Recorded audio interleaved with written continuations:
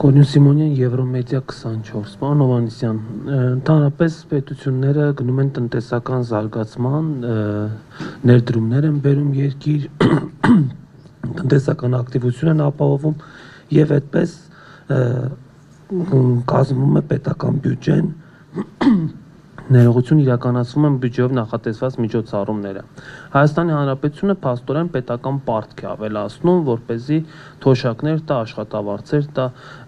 այսպես պետությունը կարող է զարգանալ, ձեր տեսլականը որն է, այսինքն մինչև երբ Հայաստանը կարող է պետական պարտք ավելացնել ու ոչ թե դրանք ուղղել, ասենք, բիզնեսի զարգացմանը կամ, չգիտեմ, տնտեսության զարգացմանը, այլ ուղղակի աշխատավարձեր ու թոշակներ տալ։ Դե սենց ասեմ, ձեր տեղեկությունները սխալ են եւ ձեր հարցը ինքը կամ դուք տեղյակ չեք, կամ դուք ուզում եք ապակողմնորոշեք մարդկանց։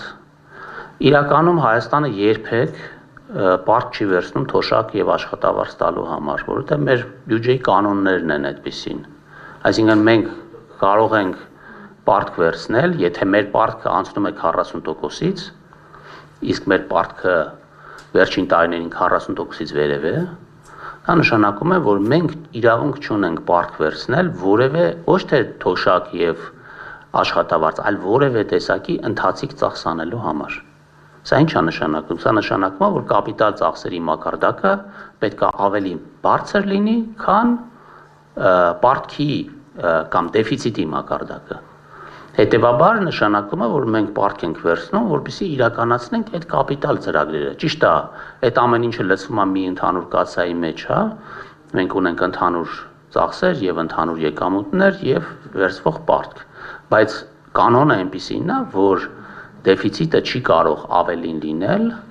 քան մեր կապիտալ ծախսերը, որը պլանավորված է բյուջեով։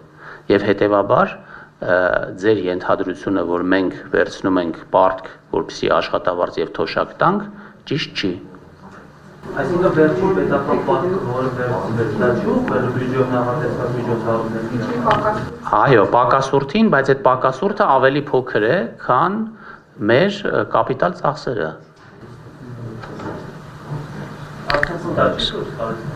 Ոչ։